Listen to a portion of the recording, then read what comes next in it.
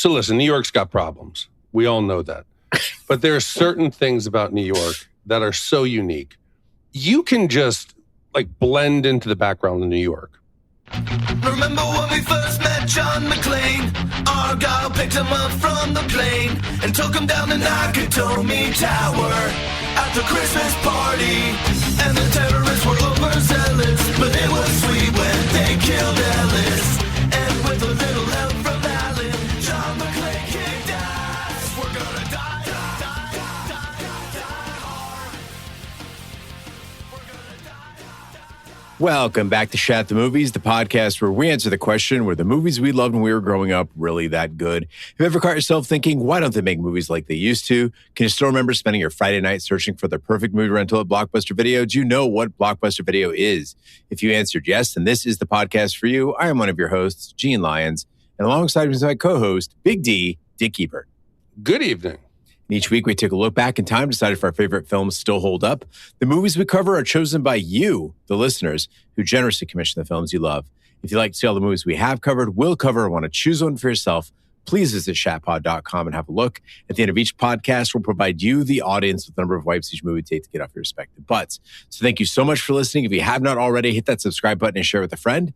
It's how we help the podcast grow. Additionally, subscribe to our sister podcast, Shat on TV, where we review TV series such as Westworld, Taboo, American Gods, Game of Thrones, True Detective, Lovecraft Country, and Watchmen. Find all information and past episodes at shatpod.com/TV. And finally, to hang out with us live, follow and subscribe to our Twitch channel, shatpod.com/Twitch, and our YouTube channel, where we play video games, host watch parties, and edit this podcast live. All that being said, Big D, what movie are you reviewing tonight? Gene, I'm very excited for tonight's film. I have fond memories of this. And it's one of the 80s and 90s comedic geniuses that I think we've covered probably the most. Just thinking back, we've done some iconic films from Stripes, Kingpin, Groundhog's Day, Rushmore, The Ghostbusters, Scrooged. And tonight's film fits right into it. It's, I think, a turning point in his career. I'm excited to go back and talk to it for our great commissioner, Mike, who asked us to go back to 1990 and review the American comedy crime film, Quick Change. Mike wrote in and said, "Hey, Shat crew, movies have always been at the center of my life. And when my loving wife asked me what I wanted for Father's Day 2025, the first thing that came to mind, well, the second thing that came to mind, was to finally request a commission from Shat The Movies. When I turned 40, I made a list of my 41 favorite movies. You know, the 40 plus one to grow on. These were not the 41 greatest pieces of cinema in my opinion, but the movies that marked my life and carry some enduring special meaning to me. You guys have already covered so many of them: Back to the Future, Goonies, Rad, Clue, etc. And for my movie selections, I wanted to pick a few from my personal list that have not already been covered.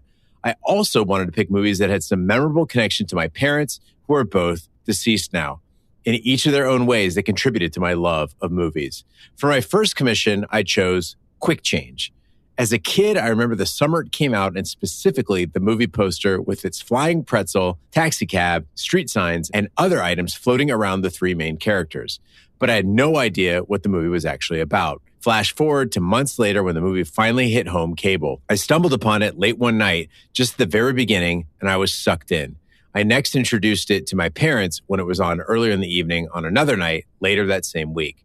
I didn't expect it, but for some reason, it just struck my dad funny. I remember him laughing at "there was no coconut present" line near the beginning.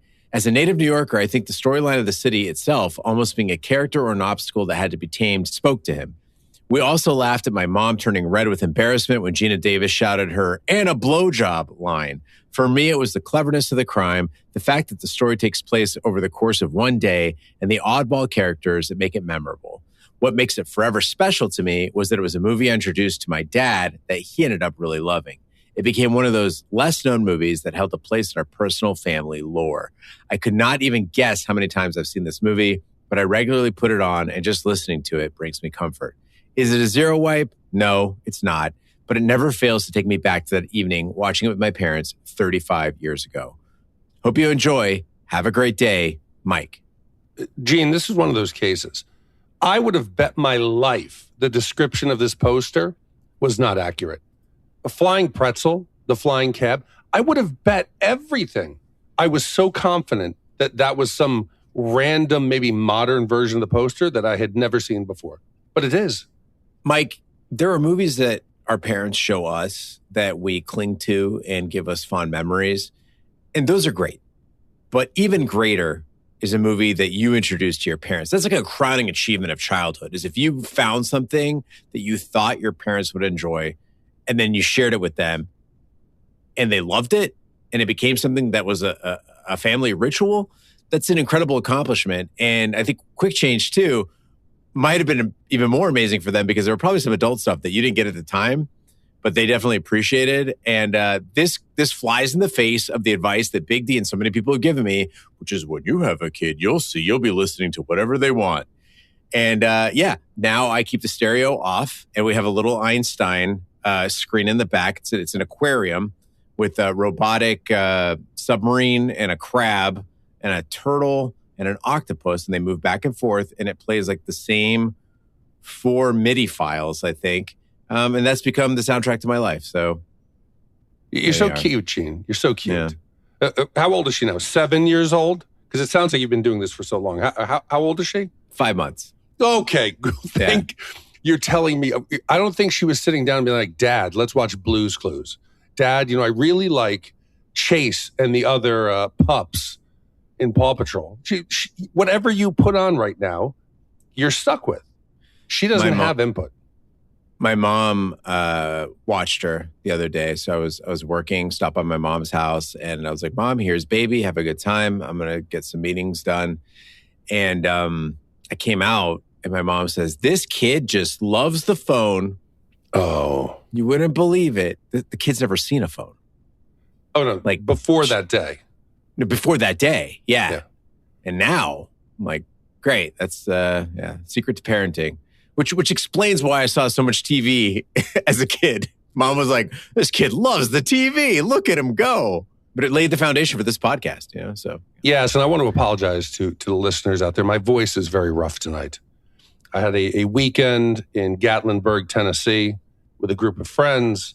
It was a birthday weekend, and not that I'm going to blame this on moonshine. I'm going to blame this more on some late nights out in the cold air, drinking beer. So I'm sounding and feeling a bit rough today. So for the record, my bachelor party, Pinot Grigio, some random dude's birthday, moonshine and beer.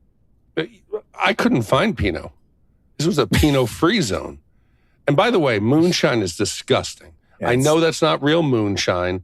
That is some just sugar water. Was it like that apple pie shit? It was fucking disgusting. It was like, they're like, hey, let's go on a tasting, because that's what they do there. And you get in around a circle and they're doing all these little it was so bad. I wanted to stop.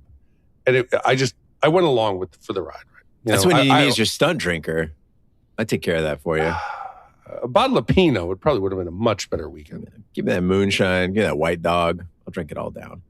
Mike, as excited as we are to do your movie, I'd never heard of it prior to you commissioning it. But when you mentioned, Big D, that it was a love letter to New York City, I was immediately interested. My ears perked up.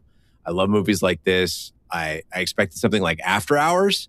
And in a way, I got it, but a very different flavor. So a lot of Bill Murray movies are cult following. You remember them. You hear of them. They're iconic. You've got Caddyshack. You got Ghostbusters. You've got a lot of films where he stands out. And I feel like this is the one that nobody knows of. It's almost the box office on it, I think, opening weekend did like under 5 million. It was not a hit, but I remember seeing it and thinking it was funny. I must have seen the box cover in Blockbuster and gotten it.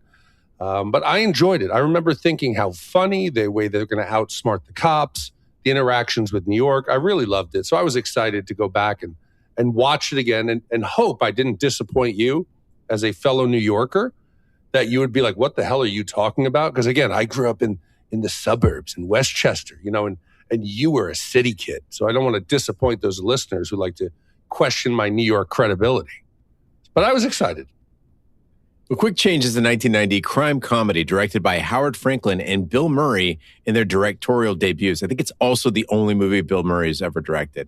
Based on the novel of the same name by Jay Cronley, the film stars Bill Murray, Geena Davis, and Randy Quaid. Filmed and set in New York City, Quick Change was theatrically released in the United States on July 13th, 1990. and was a commercial failure, grossing $15 million worldwide against a budget of $17 million. But it received positive reviews, with praise mainly for Murray's performance and humor. You think it was made because of a flying pretzel in the poster and the flying cab, that this might have thrown people off?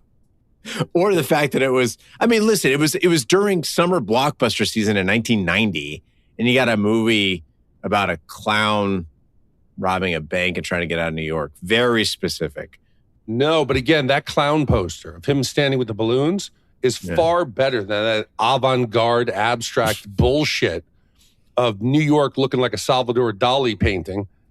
Much better. I think I would have gone to see a clown robbing a bank. Oh, it got Mike's attention. Let's hit the trailer. You should have known only Bill Murray could change the face of comedy. I'm robbing the bank. He's a guy who wants to get rich quick. That's why he's the king, right? I think you're just afraid to party with a real man. Pig. Excuse me? Pig. Bill Murray, Geena Davis, Randy Quaid, Jason Robards. At least give me the women. Get your own women. Quick Change, rated R. Now playing at a theater near you. Grim is a burned out New Yorker who's down on his luck. He longs to escape his miserable life in New York City and the country, but is lacking the means to do so.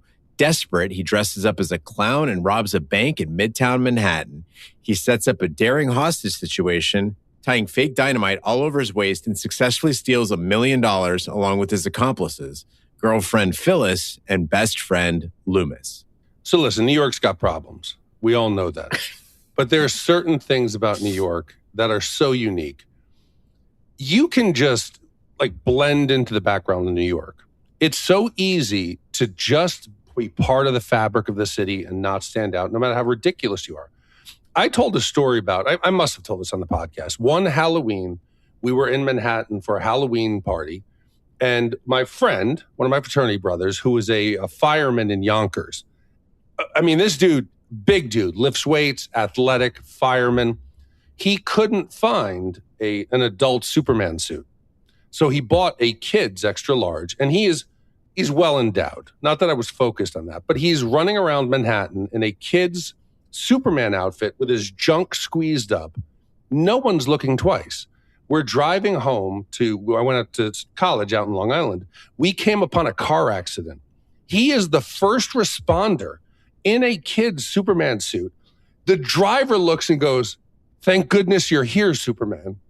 That's the type of city that fucking New York is. And it's so accurate. People give New York this bad rap of being a bunch of mean assholes and it's a scary big city. You see that Adventures in Babysitting and shit. And I would say New Yorkers are so much more apt to connect. I mean, they mind their own business, don't get me wrong. But like you said, they've seen so much that they're not shaken by differences, right? You could go through one street and you see a guy, a Hasid dude, fully decked out, and it doesn't bother you. You could go to another street and somebody's breakdancing, get the classic, the fire hydrant scenes. All that shit could be happening, and nobody thinks twice about it. Naked guy on a bicycle, it's okay. No, it's okay. No, people jousting, playing Don Quixote, it works. So you see Bill Murray. He is in full sad clown makeup. He's got the wig. He's got the balloons. He's sitting on the subway, and no one gives a damn. No one looks at him twice. Nobody cares. You could be a clown. You could be a pirate. You could be a guy yelling at pigeons. Nobody cares. And honestly, I think that's the beautiful part of the city. And it's absurd that this guy doesn't stand out. You'd have to be questioning, what is he doing? Is he going to a birthday party? But nobody cares. They just walk by him. He walks into the bank. He pulls out a gun, and people look at him like, what the hell is he doing here? And he's like, it's a robbery. Nobody even blinks an eye. And that's the joke. It captures New York, the individuality of the city, the way you can become invisible and you can just blend into it. It's the joke isn't him in the clown suit pulling off a robbery. The joke is the way the city reacts to it. Big D mentioned that he's on the train, nobody notices. And this train scene is so emblematic of New York City because the camera's panning through the train and you've got Wall Street banker, you've got clown, you've got, just a diversity of people that you can see. And New York is one of the few American cities left where people don't associate public transit with like homelessness and poverty. When I worked at the New York Post, all my coworkers, from cub reporters to senior editors, they took the bus or the train to work. That was just the normal way to get there. It's not looked down on. You can have money and still take the train. In Arizona, middle-class people only take the light rail if they're going to a Diamondbacks game. That's it, because they don't want to pay for parking. They're gonna drink a lot, right? So they get on the train, they go to the D-backs game, they go home. And even those people will not take the bus. I make the argument all the time that in Arizona and other cities like Phoenix, the light rail is just a glorified bus. It's because people cannot like lower themselves to take the bus. It has the stigma of being like the lowest form of transport. But you go to New York City, you go outside of the country, a bus is a perfectly respectable thing to take. And I love that. You see, but I imagine it's because you're baking. It is, nope. It's dangerous to be outside waiting for a bus in Arizona. You would think that, but that's not the case because that wouldn't explain the winter. Right now, it's 60 degrees outside. People still will not take the bus. They still will not take the train. That's where the homeless people are. That's it. Yeah. You don't want to be seen. But I mean, think about it. It's not just Arizona. I mean, all over the place, right? It's like basically, unless you're in Chicago or New York, I mean, even LA, it's a little iffy.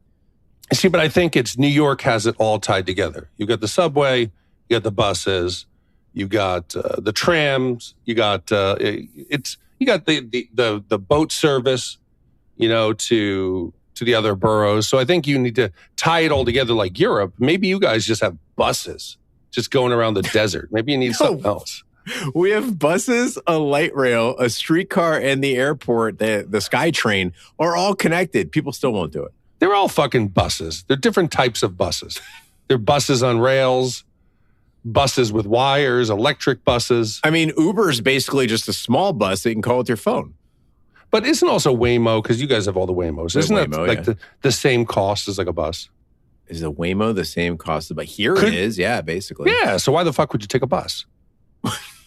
Maybe it's not the poor people. Maybe they're smarter and go with Waymo. Why would you take the bus? I'd rather be in my own Waymo.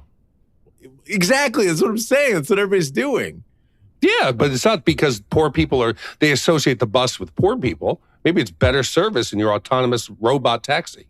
By that rationale, everybody would have been taking the bus until Waymo showed up. It hasn't been here since the 1800s. Okay. It's fairly new technology. I don't know what it is then. I think it's because it's associated with being poor. We have a train now in Orlando. I took it once because it was like let's have an experience. Let's ride the train. No one's going to ride the train. Yeah. It's called the Bright Line. You had a lot of fun on the People movie in Detroit. Yeah, but you used it like it was the monorail at Disney. It's because you were touring the park. It wasn't like I was trying to go somewhere. I'd rather walk in Detroit. What? Anywho. So, Gene, we've got this whole heist, and it's done in a way that you're trying to figure out how are they going to escape. And it's pretty obvious, that even the police in the movie acknowledge, this is what's going to happen. There's going to have a whole bunch of clowns are going to come running out. We're not going to know which one it is. So they're going to try to mix themselves up in the hostages as they come out. But you don't expect it to be the first three. I thought that was a bold move. And then they come out, Phyllis, Grimm, Loomis, they're all emerged as hostages. They're out of there. It is the smartest thing. Fine, you get Loomis yelling, it stinks of death in the air. He's so crazy that he said he knows how to make a grown man sit up and bark like a dog. That's great. That's fine. You show that he's crazy. But then Bill Murray cannot shut the fuck up. Grimm, you've got money taped to your body. You've spent hours negotiating directly with the officers that you're speaking with now. You know the voice. We know it's Bill Murray, but you could identify it. And instead of blending in, Grimm keeps talking. From a logic standpoint, you go from these smart bank robbers who have planned this out over 6 months. This is going to be their way out of New York. And instead of continuing that, you immediately think now, maybe they're not as smart as they think they are. And the fact that they didn't continue on that smart plan, I think starts the movie going from something that could have been smart, witty, funny into a more run-of-the-mill like caper. Yeah, but the thing you're not accounting for is Grimm's disguise was airtight. It would attract zero attention. He basically is a cipher. He blends right into the crowd. Like, you don't even notice him. You're being funny. Yeah, that's a joke. Thank you. Because he's dressed up like Beaker. He does look like Beaker. From the Muppets. He's like a redhead, glass-wearing, mustache, like scientist assistant. It's funny, but the whole time I was screaming, "Stop it, you're going to get caught. Stop it, you're going to get caught." Well, the heist itself is smooth and uneventful, but the getaway proves problematic. The relatively simple act of getting to the airport to catch a flight out of the country is complicated by the fact that fate, luck, and all of New York City appear to be conspiring against the escape. To begin with, the trio is seeking the Brooklyn-Queens Expressway to get to the airport, but the signs were removed during construction work, resulting in the three robbers becoming lost in an unfamiliar neighborhood in Brooklyn. Then, the trio get robbed of everything they have except the bank money, which they have taped under their clothes. So, Gene, what makes the movie so memorable, for me, as much as I wish that Grimm had shut up earlier, is Grimm and Bill Murray's delivery as a criminal. So Grimm has got a gun.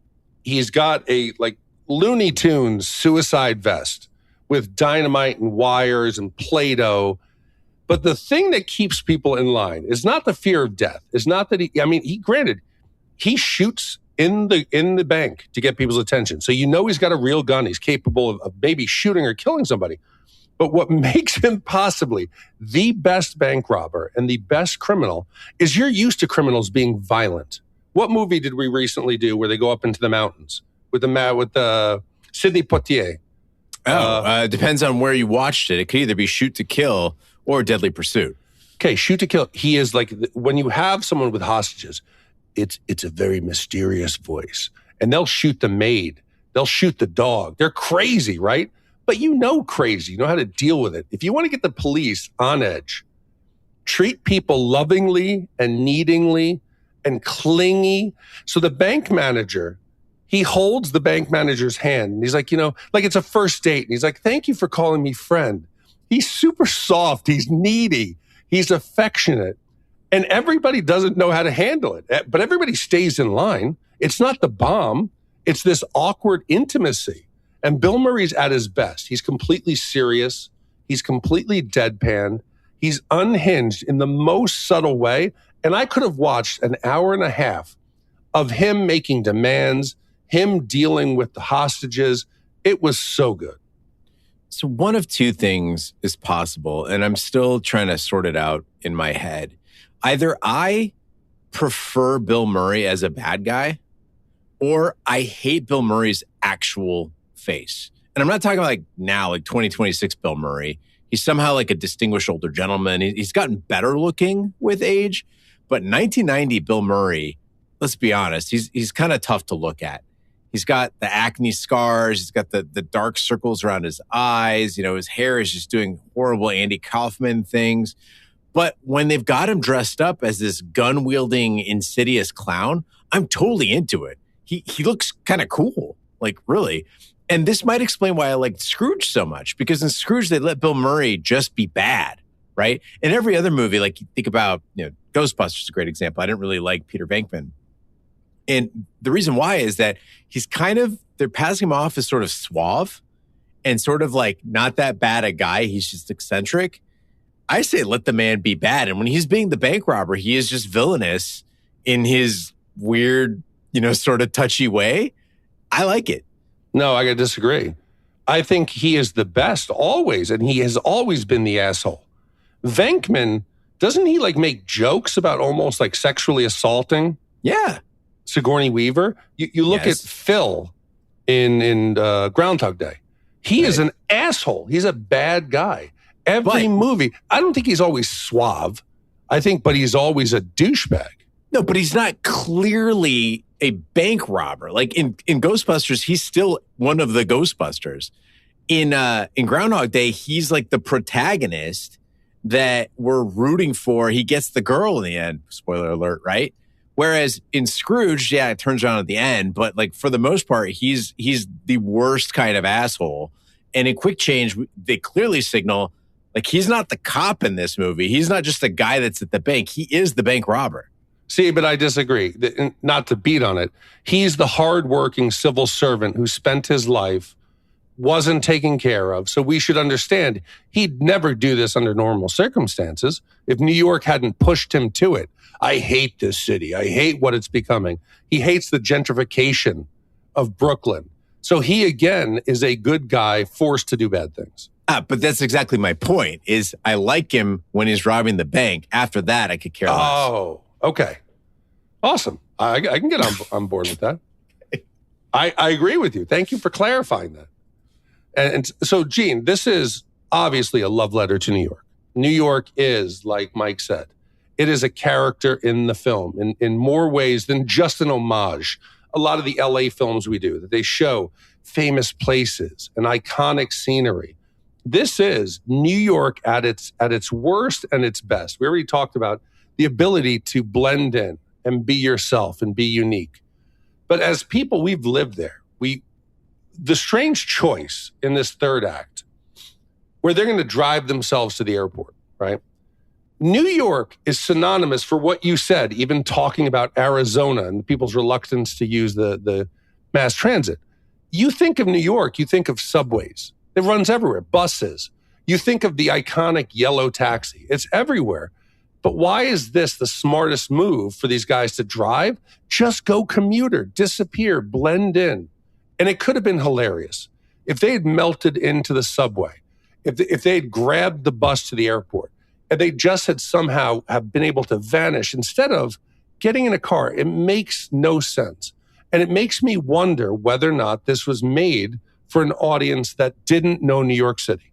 Because there's no way that anyone would have done this. Gene, we did the chop, and we got into Brooklyn, right? We know how to get around the city.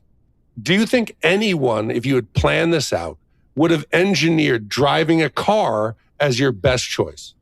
I mean, I think it's the same reason you don't see a lot of bank robbers using a getaway bus. Like, the idea is in a car, you control where you're going, and that's pretty handy just in case the heist didn't work, the cops are on your tail, right? You could at least drive yourself to the airport. I mean, I get why they did it. Would it have been a funnier movie if they used transit? Probably, yes. But I can also see, like, you pull off the heist, you just want to get to the airport as expeditiously as possible with the fewest amount of variables. Getting in a car makes a lot of sense. Oh, so it makes a lot of sense. Where was the car near the bank that they were able to get away within a police barricade into the car and then get out of Manhattan? They end up in Brooklyn. They crossed a bridge. They went through a tunnel. That's a lot of work. That's a lot of traffic. Yeah. All you would have had to do was get in this could have been like a comedic version of Warriors. You know, watching the Warriors struggle? Here, these three knuckleheads, you could have ran into almost the exact same group of people. I love that we're turning Quick Change into Heat. We're like, all right, so here's the things. Keep your voice down. Make your disguise more believable, okay? Don't use a car that's a bad choice. We want to pull off the perfect heist. I think Quick Change is trying to make people laugh. But you know what? It bombed at the box office, so maybe we're right. Yeah, just wait until I start tying in some, Die Hard 3. Jesus Christ. Some distractions. After changing into new clothes at Phyllis's apartment, they are confronted and nearly gunned down by the paranoid schizophrenic tenant. At the same time, a fire is broken out across the street, and the fire department arrives and pushes their car away from a hydrant, only to cause it to roll downhill and then down an embankment. Okay, so people, if you've never looked at a map of New York or Manhattan, right? It was designed pretty well, except for when you get like down below, Tribeca or down into the southernmost part of Manhattan, right? The top, it's generally avenues running left to right, streets going sequentially north, right? You can tell by the water that borders both sides, the Hudson River and the East River, correct? Okay. Correct. Then you've got the Statue of Liberty. You've got Brooklyn separated by water. How could these people get lost? It's impossible, Gene. I talk about the chop with you. We were in Brooklyn. We were sitting almost exactly where they were in Red Hook, looking across at Manhattan, right? It's there. You can't get lost. Okay, there's the skyline. Here's my compass. You got the skyline. You've got the rivers. You've got the statue. And then on top of it, Phyllis decides to tell us she lives in an apartment only a few streets away. How is it possible? Gene, if I had plopped you down in that location and you hadn't had 6 months to plan a heist, could you have in any possible way gotten lost? Because this is as if you're a viewer out in the Midwest and you're imagining that Manhattan's like some cornfield maze. You can't possibly miss the BQE. It's fucking massive. It's massive. Robert Moses, the power broker, he would be wounded by this movie. His works deemed irrelevant by this movie. But more importantly, Big D, you said this is a love letter to New York. I expected a little more New York.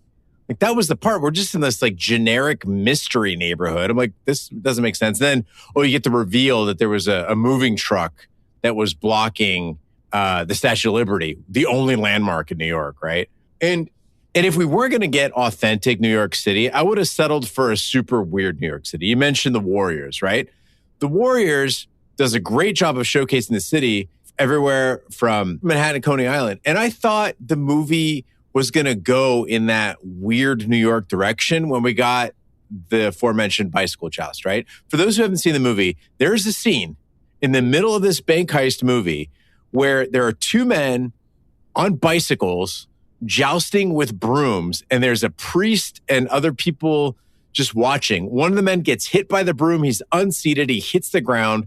Randy Quaid is driving the car. He's freaking out. There's a child like chiming the church bell. It is bizarre stuff that I expected to happen the entire film, but sadly it just stopped happening as the movie progressed. It was horrifying, Gene. They weren't just jousting with a wood like a broom.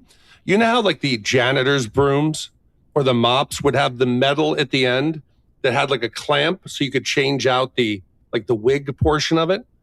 They're jousting with these giant metal tipped, and it looked real. I don't know if there was a stunt jouster, but as someone who's watched now A Night of the Seven Kingdoms, have you seen this, Gene, yet? The Night of the Seven Kingdoms? Yeah, I've seen the first 3 episodes. Oh, there's some jousting, Gene. Okay. It's I gathered with the tournament.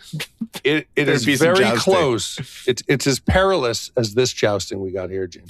How long are they going to drag this thing out? Because I still haven't seen that. Like, does he fight at some point? Yes, it's worth it.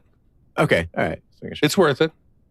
I cried in episode 3. It is Saving Private Ryan, set in Westeros. It's pretty good. It's a new fighting style. It's very moving. And I think that episode, which is because tonight I think the finale was on.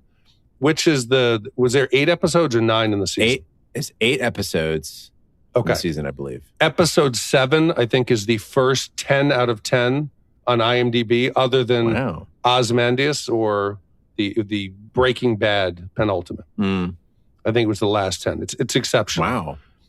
So you've got, obviously, Grimm, who's the mastermind. You've got his pregnant girlfriend. And then you have Loomis, who's like the best friend, right? And he's careless. I understand. You've been friends with King B for how long now? 1995. So 31 years. 31 years. Yeah.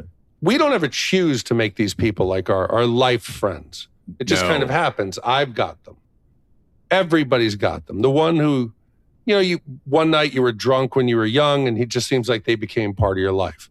And he's the guy. You've got Loomis. He hits the fucking car horn and immediately destroys their escape plan. He jumps out of a moving cab. No rational adult would do that, but that type of Loomis would. And at some point, you got to ask yourself, why do we continue to carry these people around? We talk about it in our lives, and we're not even pulling off a heist. But at what point, Gene, if do you continue to drag King B? So I'm going to imagine now, you, Sarah, and King B, you're going to pull off a heist. You're going to rob some bank out in Arizona, and King B continues to put you at risk.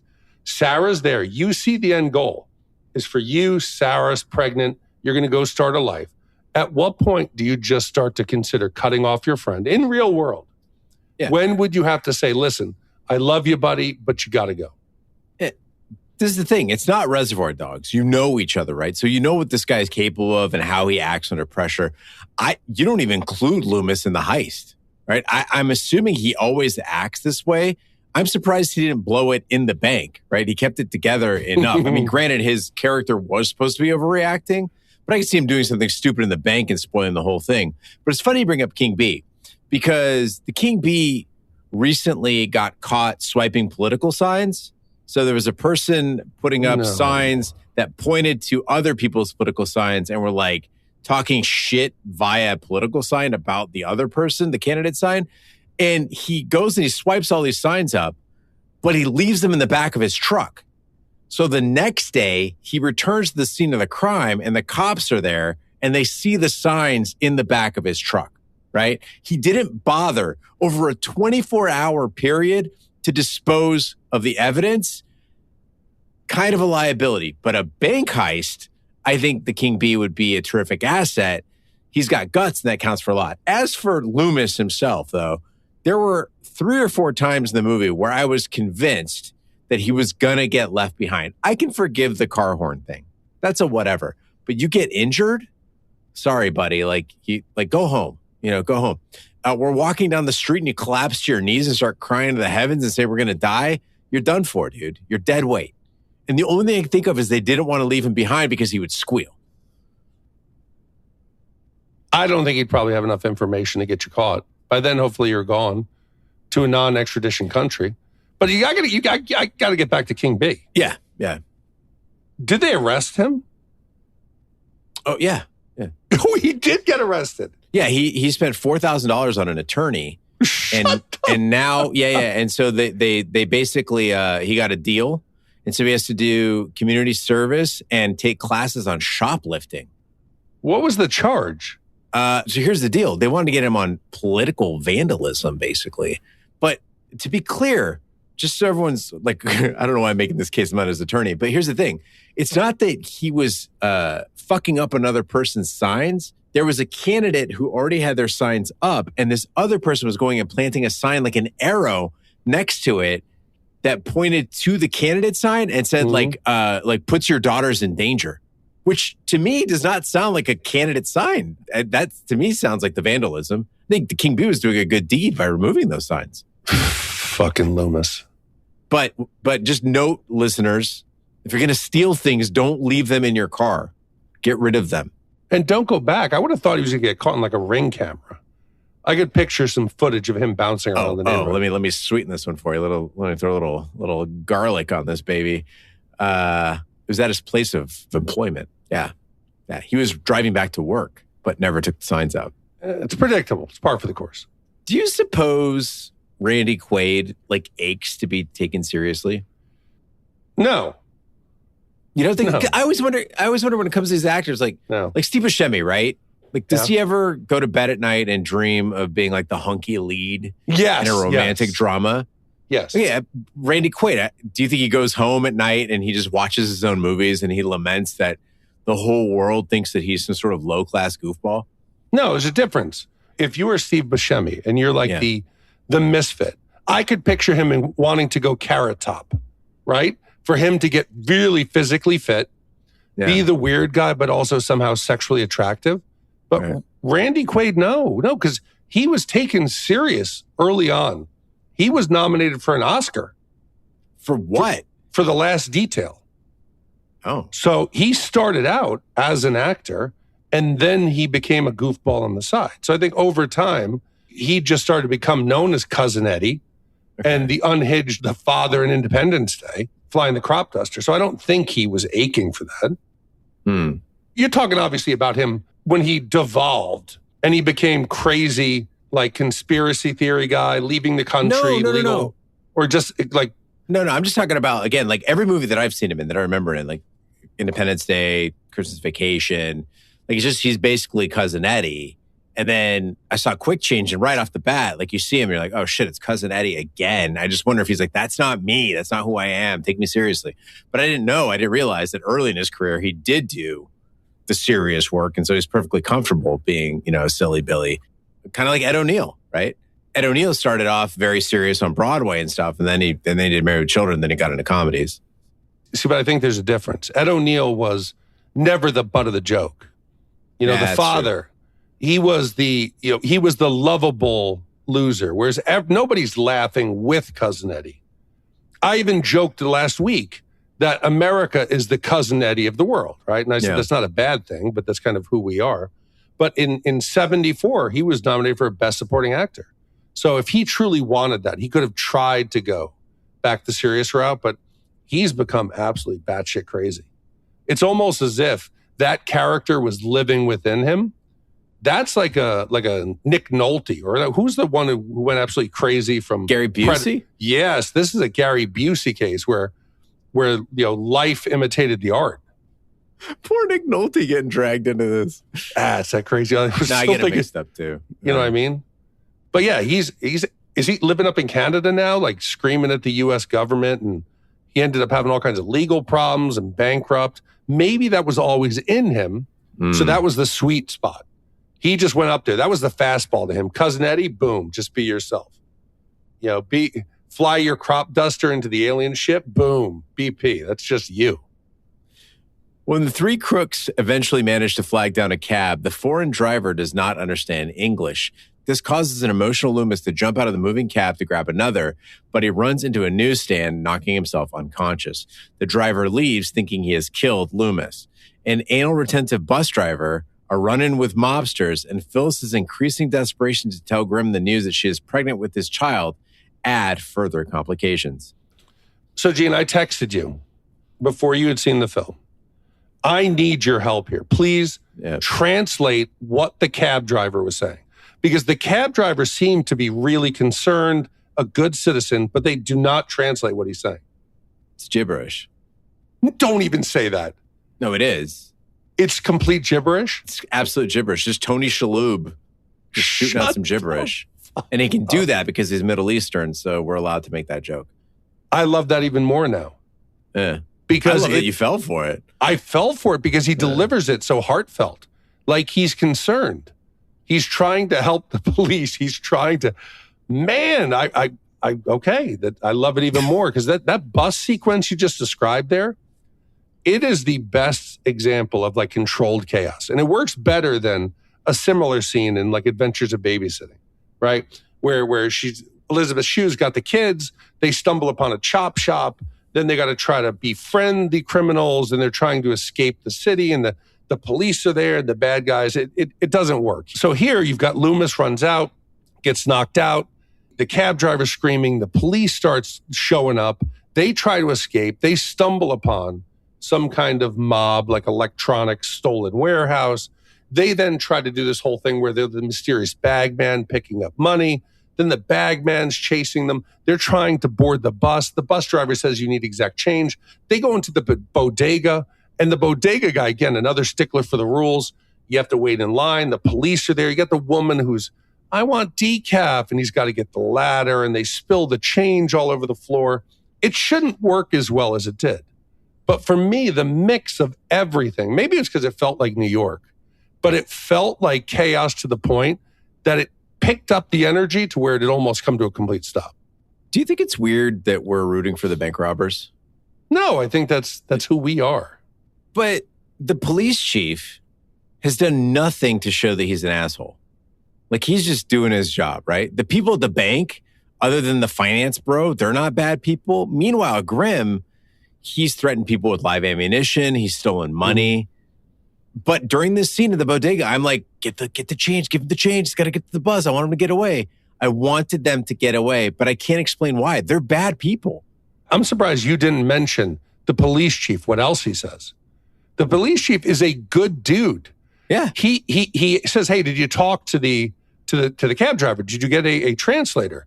And the two meathead cops go, we thought you said interrogators. And they obviously beat the shit out of the poor guy. Right. And the police chief gives that speech like, listen, he probably came from an oppressed country to come here for freedom. He's doing his best and you idiots beat him up. You're right. He was a champion for the people. Everybody, I don't know. We always like the story of fighting the system. right? I know you love to fight gentrification. Yeah. That's you'd my be thing. riding a bicycle and chasing windmills. You'd be doing that. So that's why we're pulling for him. He's not selfish. Big D, you brought up on several episodes that actors in the 90s just look decades older than their counterparts in the 2000s. I think Quick Change took that to another level because we have some actors in this movie, like the same people who look older in 1990 than they did in like 2000, right? Kurtwood Smith. So the dad from that 70s show, Clarence Boddicker from RoboCop, he looks older in 1990 than he did in that 70s show. Stanley Tucci, Geena Davis, not Phil Hartman because he was dead, but they look older in 1990. And I started thinking, shit, Big D's right, first of all, which was concerning. But second, what if this trend persists? Like, what if our kids look back on our old photos and they're like, wow, they look really old for their age? I don't know because they're all in good shape, right? So it's not the physical body. No. I think it's the way they carry themselves. They're all stuffy. They're all troubled. They're all whiny. And I think it's the hairstyles. We talk about like the difference between like a 50-year-old Jennifer Lopez and a 50-year-old Betty White. How the haircut can make a difference. I think the haircuts were bad. The clothes were ill-fitting. Style was very vanilla. I think that's what it was. Hold on. No. The style in this was way better than 10 years later. But I'm saying it doesn't do anything to make you look younger. Oh, the outfit that he's wearing, Tanucci or whatever his name was. Who the fuck is Tanucci? I don't know. The fuck of the dad at the end, the crime lord. Oh, Lambino. Damn it, I was close. All the while, Ratzinger, a world-weary but relentless chief of the New York City Police Department, is doggedly attempting to nab the fleeing trio. A meeting on board an airliner at the airport occurs between the robbers and the chief, who gets the added prize of having a major crime boss dropped in his lap with their assistance. Unfortunately, the chief only realizes who they were after their plane has taken off. So, Gene, we've done plenty of reviews that end in an attempted escape in an airport. Harry Crumb, I think, comes to mind. We've done a couple recently, right? And there's a scene here that is so beneath me, I'd like to say, okay? But maybe nothing is. The scene is so dumb, Gene. It is the dumbest of dumb comedies. It's in Austin Powers, you get the stupid scenes in every movie, it seems like, where he's in the tent, right? And you see the silhouette of what they're doing, and they're pulling a rope out, and it looks suggestive. It looks sexual. This scene in the bathroom, it works so much better than any of those. And it's not innovative. It's not smart. It's not well written. But I fucking laughed out loud, probably the funniest, besides, some of the bank jokes. But Dennis Quaid is now in the bathroom. He's still got the head injury. He's in a wheelchair. He's got the money taped to him, and he's melting down about getting the money off of him. He can't breathe. So they're in the stall, and in walks this guy, and he's washing his hands. He's got no context at all what's going on. And we see in the back, we see the stall with two men's feet facing the same direction, and you start hearing this dramatic groaning. Oh, one more time, faster, faster. And you hear ripping noises. And from the view outside, you're like, this is obviously two guys having sex. It's obvious. And then you get grim, stoic delivery. Oh, yeah, okay. Just come here. Zip me up. It is so subtle and so funny. I felt guilty for laughing. And I was thinking, should I even talk about this with Gene? Because I think this is so beneath him where Gene is going to not. Did you think it was funny? Or am I just a child? Yeah, I laughed. Yeah. Okay, good. No, I thought it was great. But again, it's because they're not trying to sell it too much. They're just letting the scenario and the script work, and they're not trying to yuck it up. It makes it land so much better. It's a believable conversation. I would think the two guys were having sex. And it made me think in this weekend, we were drunk out in public in bathrooms a lot. Do you ever do anything with your guy friends, any stupid things in the bathroom? Yeah, all the time. For example, if somebody's in the stall this weekend and I went into urinal with somebody else, out of the blue, I might say something like, man, that's a great looking dick. And he would say, whoa, thank you very much. And we would just leave. wondering what the person in the stall would think. Or you'd look over the stall and say, hey, that's a nice looking watch, with somebody else there to see what they would think. Yeah. Yeah. Sometimes I'll talk from one stall to the other and just say, something embarrassing. That's a good one. Like, you could just, if the dude is sitting right next to you, or the better is to try to get them to laugh by like making your own noises as you're in there, right? Because I don't give a fuck. So like if I'm sounding like I'm jerking off, taking a big shit, whatever, and just try to get the other dude to laugh. And then another good one is to slide your feet under into a stranger's stall. No, that's dangerous. Lawmakers have gotten in trouble for that. No. Yeah. No. Well, that's some kind of like... Yeah, I had a wide stance. That's some kind of rhythmic like tapping, some signal to you can have a wide stance. If I'm just going like, if I'm man spreading, if like I'm really having an episode, I could see that your feet might go under the stall. You don't remember Larry Craig? I do, but that was a more systematic tapping, foot under. There was some kind of code. I'm not saying you do... Just a wide stance. I'm not saying you do some kind of code to try to initiate sex. I'm just saying maybe look like you're struggling. Like you don't have to go and like make contact, but just like you're flailing around. That's what I was saying. Big D mentioned so many of our movies and at an airport, and we've seen enough Shat movies at this point to sniff out the plot twist like 90% of the time. We're nearing 500 movies on this podcast. And in this case, with all the evidence in front of us, all the clues, I had Grim, Loomis, and Phyllis. They all get off the plane, right? Phyllis is not on the plane, so Grim wants to go get her. He realizes the money isn't what's important. And then, like, he was going to leave the money with Loomis, but Loomis is like, I can't go without Grim, and he leaves. And so all three of them are off the plane, but they mistakenly leave the money on board. And then, like, some old grandma or some kid or something gets it, and they all return to their lives in New York. They never escape the city. That's the ending, right? It's a Seinfeld. Everybody's in the jail, right? I never would have guessed in a million years that they all get away, and then Kurtwood Smith turns out to be the mob boss, and there's a big, police fight on the aircraft. Sorry for spoiling it, everybody, but great job, Quick Change, for giving us one last little razzle dazzle at the end. See, I like your story. Bill Elliott, maybe the guard. The old, tired, weathered guard who had said, like, I put up a fight. No, I could have handled him. For him to find the bag, I think would have been great. I thought it was going to go the other way, that the cop was going to let them go because they realized they weren't the bad guys after all, and it was only $1 million. And now that he had the crime lord collar, that he could then save his reputation, I thought it was going to be one of those wink, wink, hey, you saved me. Hey, enjoy your life. But either way, it was not the expected traditional ending. Reminder, everyone, that American banks are insured. Don't be a hero. That's what he said. Just let them take the money. Yeah. Let them take the money. All right, now's the time in the podcast to give our Shat score for Quick Change. Shat scores are our way of telling you how many wipes this movie take to get out of your respective bums. 0 wipes is a perfect movie, $10,000, and a blowjob. Okay. 5 wipes is an absolute disaster of a film. It's when you're a crying on the inside type of clown. Big D, please do the honors and give us your wipe score for Quick Change. I think the movie's a bit uneven, but I think it's a solid 3 wipes for me. The bank robbery scenes, they're sharp, they're tight, they're funny. I genuinely laughed. Bill Murray, unsettling, his delivery, the tension. It was funny for me. I liked it.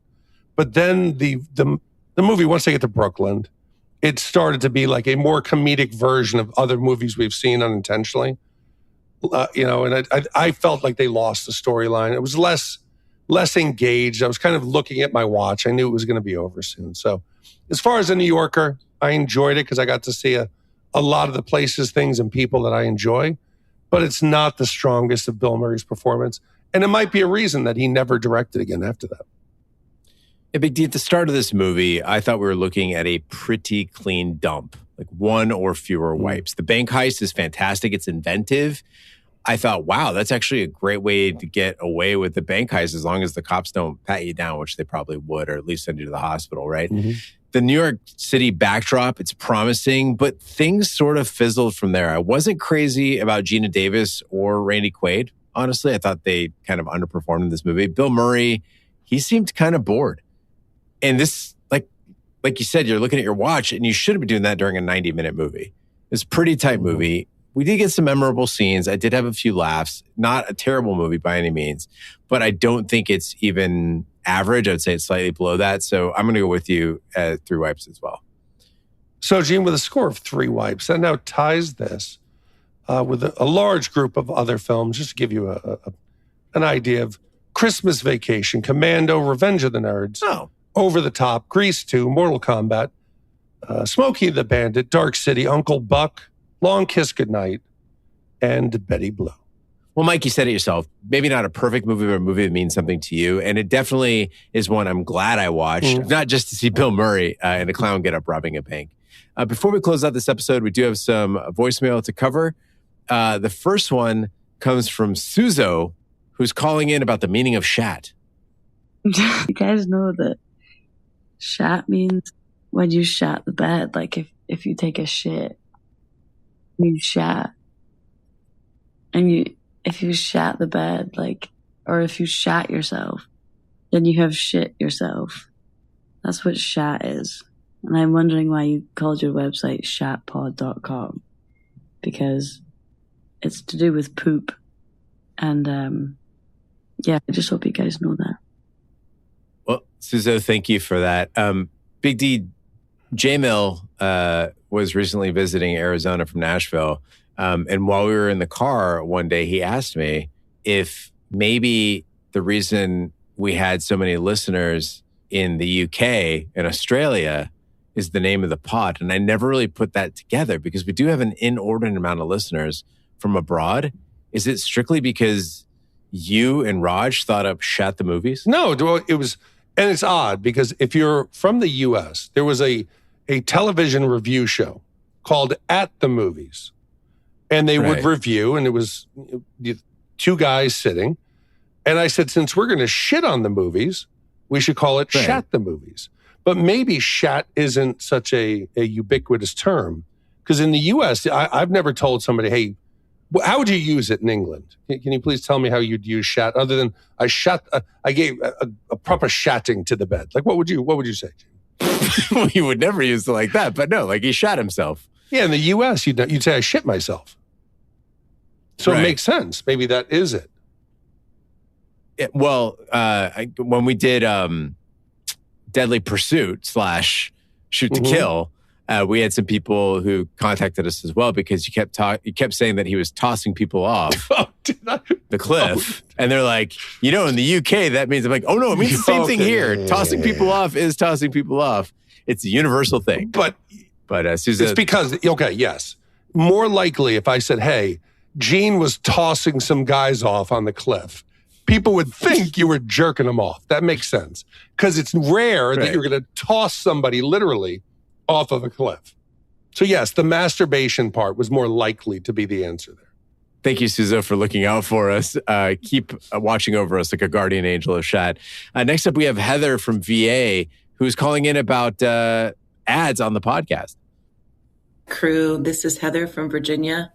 I've been listening to you guys now since around 2020, and I think I've listened to all of your entire catalog at this point. Love you guys. Listen to most of them more than one time. Anyway, I was just calling to let Gene know you had put something out there on one of the social medias about would we care if you had some ads to earn you guys some extra money. I say go for it. Yes, it will be annoying, but you guys work hard and I feel like you deserve it. Also, Gene, I really, really hate hearing that you're not getting along with your mother. So if you can, it'd be great if you guys could make amends. Anyway, love you guys. Well, Heather, thank you so much for calling in. I think overwhelmingly people have been pretty positive about ads. I think the placement is what matters. Most people have said, like, if you put it at the beginning and the end, we don't really care so much. It's the ones in the middle that annoy people. I hate putting it at the beginning because I love our cold opens. Like that always gets me like ready for the pod. And I would hate people to fast forward, miss the cold open. So I'm kind of leaning toward middle and end and not at the beginning because I mean, honestly, some people don't even make it to the middle. It's like a good, you listen. It's like halftime at the Super Bowl, right? Bad Bunny's on. You maybe go to the bathroom, and then you come back with a snack, right? So I'm thinking middle and end make the most sense. Leave it off the beginning. What do you think? Oh, I think definitely middle and end. You don't in the beginning because you got to get some kind of like a head of steam. I'm thinking maybe sometime like around the trailer and then something at the end, you know? Well, but the argument that people make for the beginning, though, is that you're just so accustomed to so many podcasts have ads at the beginning that you just hit fast forward until you get to the actual episode, right? No, see, but the problem is we're probably going to lose whatever advertising starts with us because of what we talk about.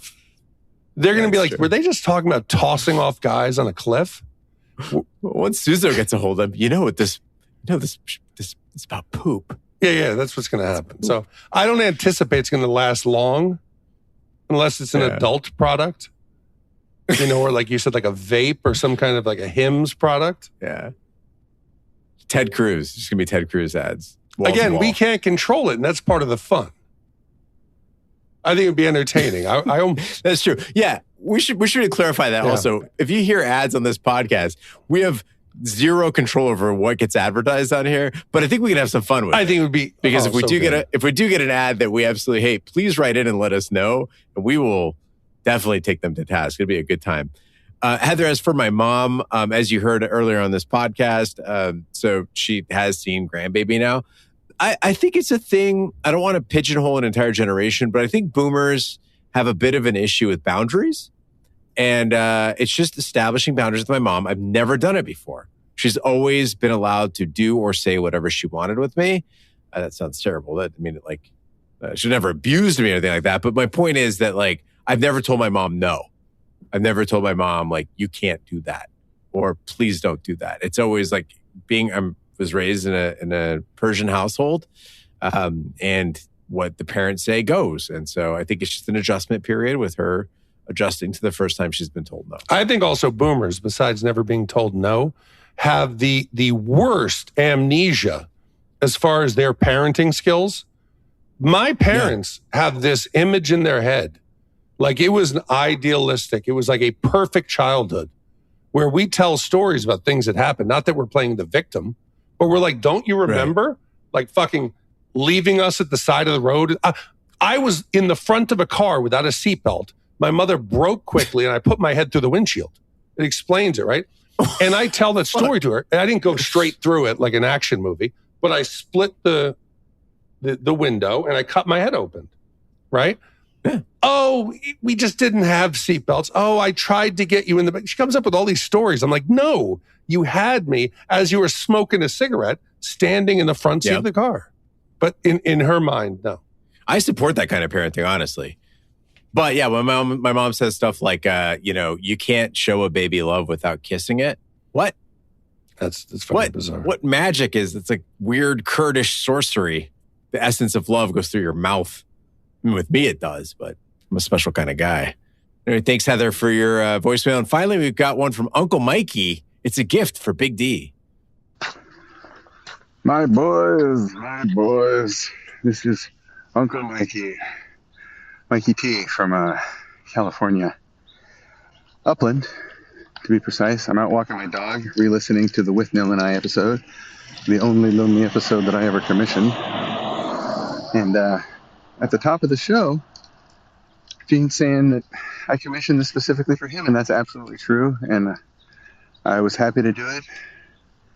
But made me realize that I've never done anything special for Big D.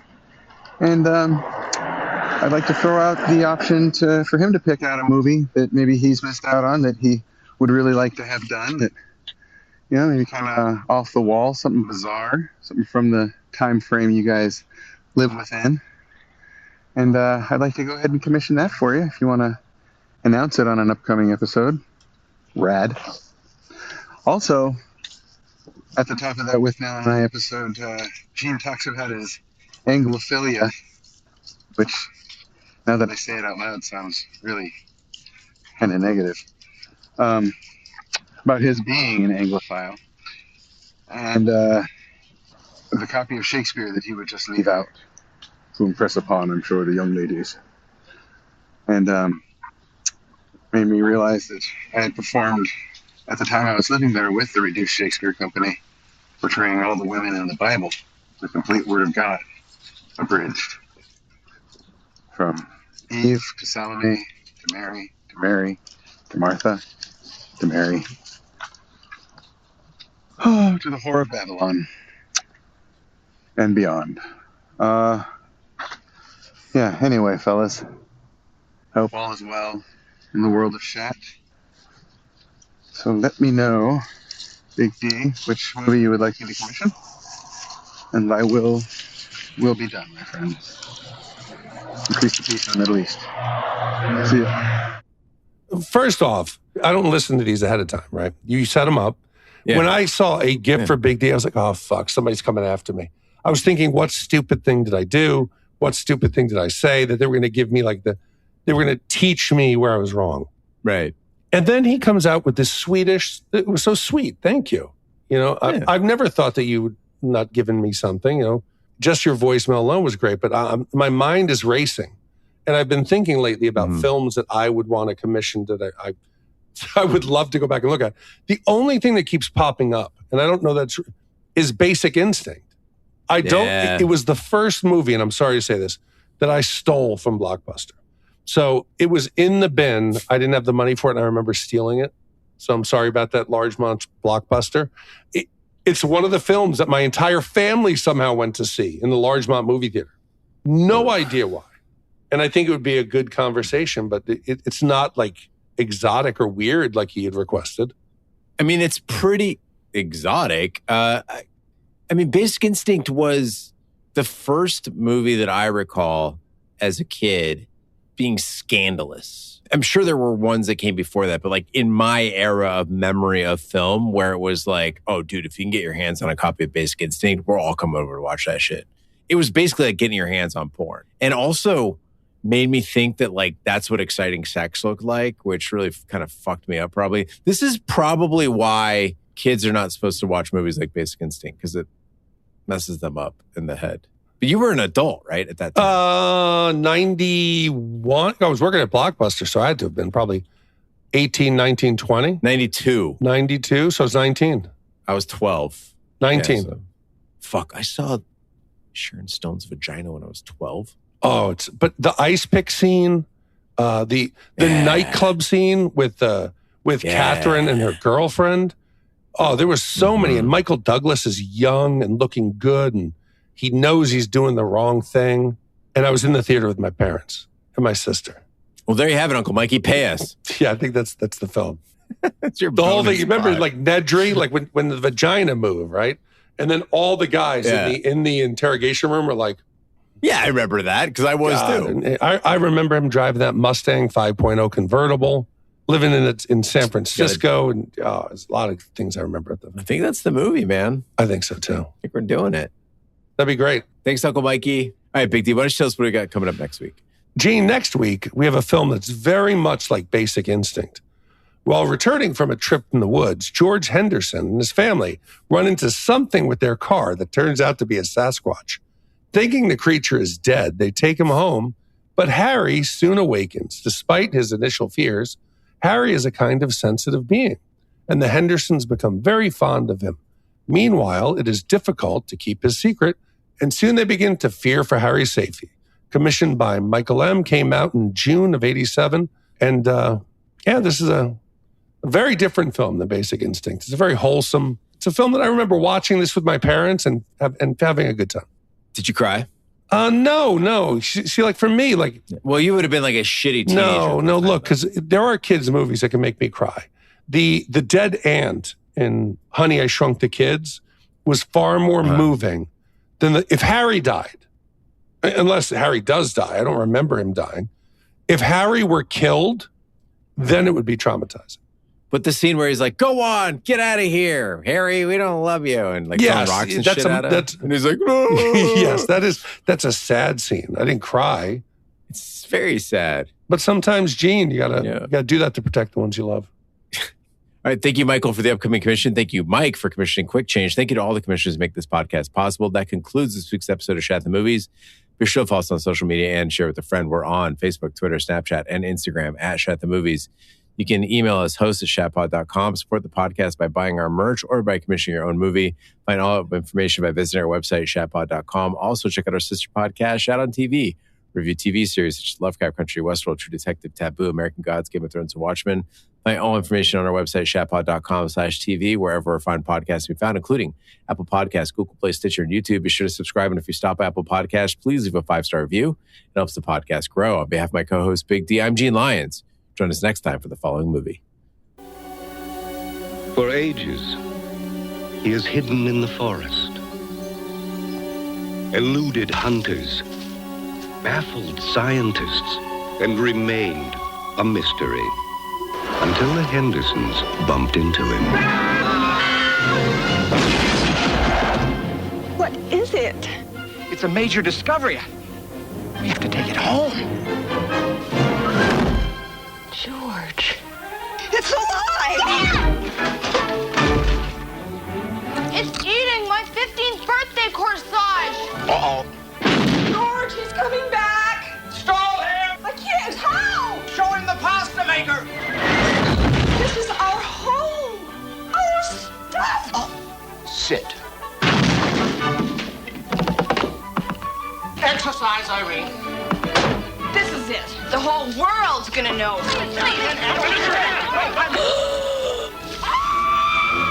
Ran away. I gotta find him. I'm going to kill him.